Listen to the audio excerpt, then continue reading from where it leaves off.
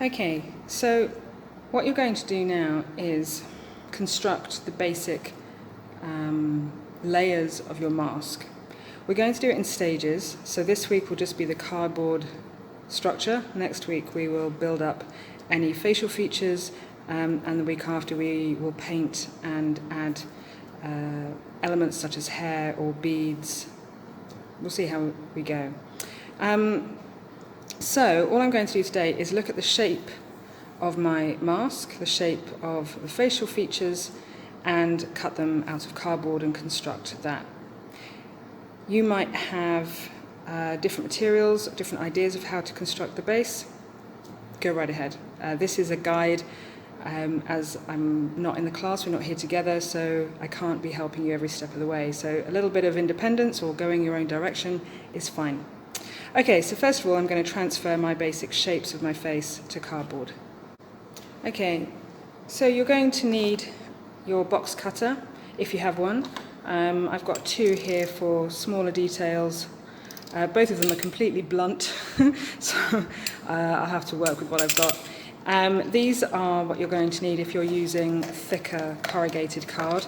If you don't have big thick boxes of card or box cutters, then you can still use cereal packet. Reese's Puffs. I mean, who eats this for breakfast? I would, but only as a completely decadent thing. So then you can cut that out with scissors because it's much thinner. I'm going to be using the cardboard because my layers will be thicker as well. So I'm going to cut my shapes out of this corrugated cardboard box. I'm going to do it in sections. I'm going to do the head, and then on other card I'm going to do the eyes and nose and bring it all together. But first of all, just the head shape.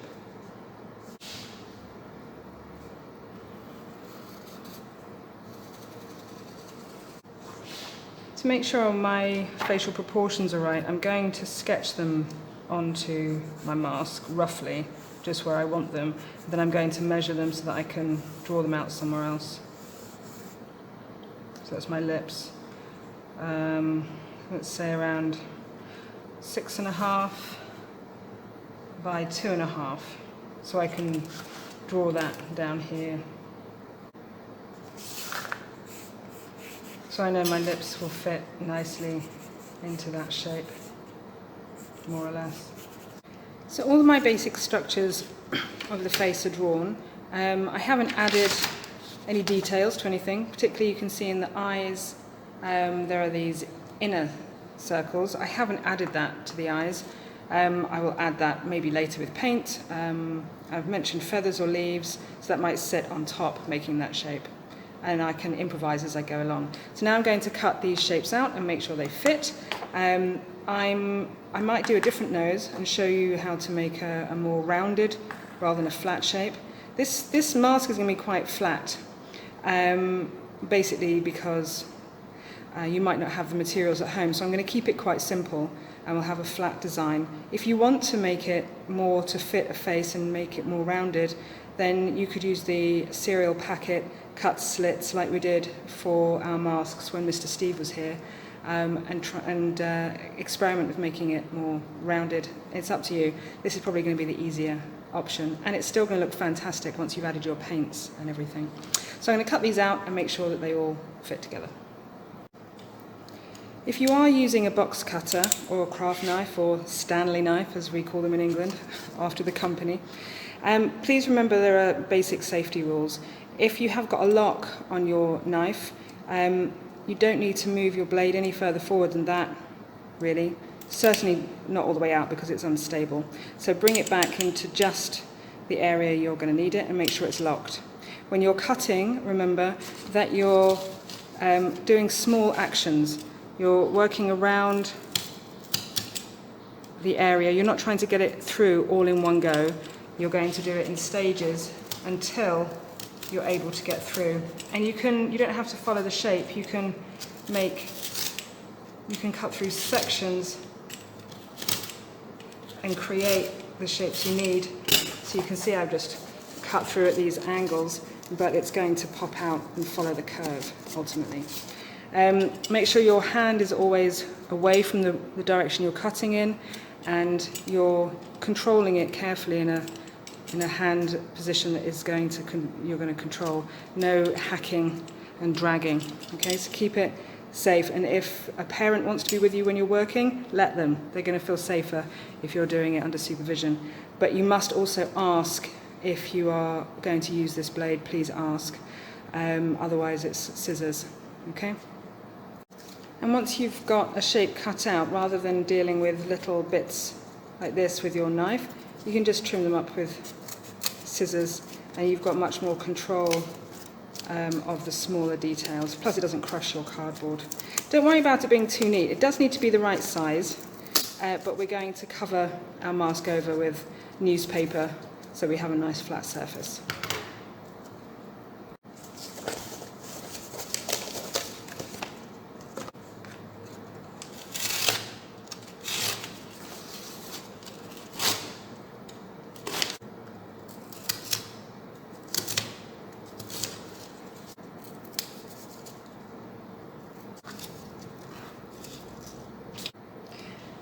As I mentioned earlier, I have decided to make my nose a little bit more 3D so that it sits proud on the face, not flat.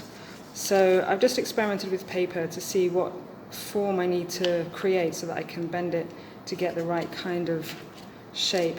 So I know that actually when it's flat, to cut out from card, it's actually quite a wide, rounded triangle that I can bend. I'm going to work on it some more to make sure it's symmetrical, but you can do the same. So this is the shape that's turned out to be, and I'm going to cut it out and work and flatten the cardboard so that it curves smoothly. So that's my nose shape. It's very thick, so I'm going to now squash all of the cardboard and work it over and flatten and squeeze out all of the corrugation inside so that it's more malleable, and then I'll be able to curve it more easily.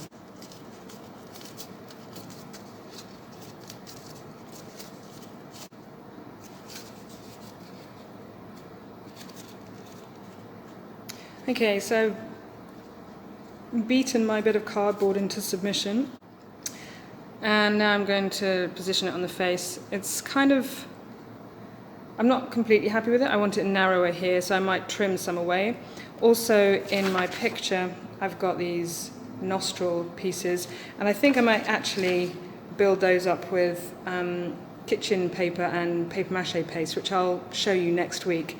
Next week will be about embellishing, making more rounded shapes, building up curves using paper and flour water paste. So I'll show you that next week. So I'll do that with that material. And right now I'm going to trim this down. Okay, I've just taken this more pointed and taken a bit off the top. That's better. He leaves more space here now, and I can build up the nostril shapes there. I'm going to just trim the chin here. And there we are. We've got the basic cardboard structure to reflect the design in the drawing. I'm going to glue it down and decide whether I'm going to add this detail now as a diamond shape, which I probably will, and then that's as far as we're going to go this week. If we were working in class, we wouldn't get it all done in 1 week. I don't expect you to have a finished piece by next lesson. This so far has taken maybe half an hour, plus getting my materials together, 40 minutes. By the time I've glued it and decided on this piece, it could be about an hour. And that's all I want you to achieve this week, okay? So I'm just going to glue this down and come back to you. I just thought I would talk to you a little bit about the glue. If you have white glue like this, that would be the best. If you have a stick of glue, I haven't got it here, just a Pritt stick, that'll be fine, I'm sure. Or if you've got a hot glue gun at home and you're allowed to use it, you can do that.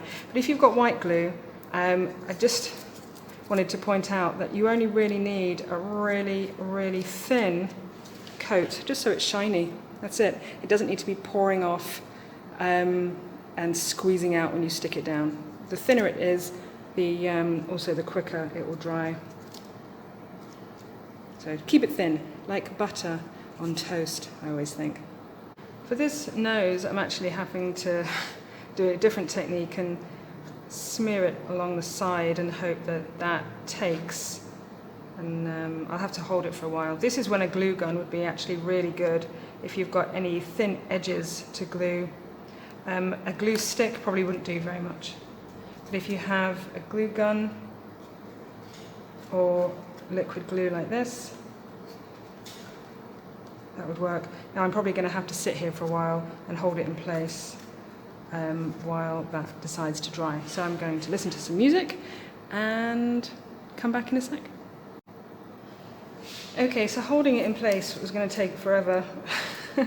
So my thinking cap came back, thankfully, and I just got some masking tape, and I'm just putting little tabs down to hold it in place.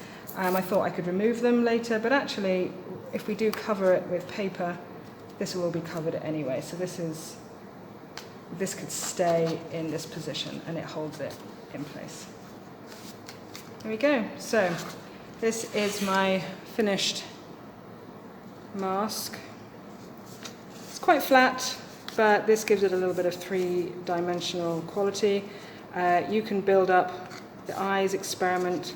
The lips look kind of nice and rounded because they're running along the corrugation. And having the nose rounded casts some shadow here, so it does give you a feel that it's a real face, maybe. So that's all you need to get to today. Take a photograph of your mask to show me your progress. Upload it to the lesson so that I have an idea of how you're getting on. And next week we will talk about embellishing certain facial parts if we want to make rounded, nostril parts, eyes, cheekbones, emphasize lips, things like this. We're going to use flour, water, kitchen roll, tissue paper, that kind of thing to do that. But all you need today is that cardboard structure. Okay? Have fun.